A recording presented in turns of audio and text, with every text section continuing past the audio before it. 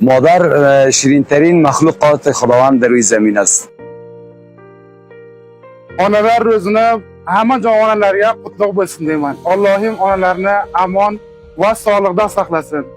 O'lkadoshlar onalar ro'zini hamisha tajlil etinglar va onalarning qadrini bilinglar. Onalar dunyoda kamyob narsadir.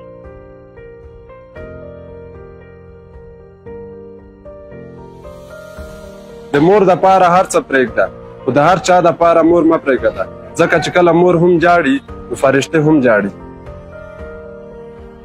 روز مادر به همه مادرها مبارک. Morjani روز مبارک. مادر روزت مبارک. آنه روز قطلق بلسه. مادر جان روزت مبارک. مادر روزت مبارک.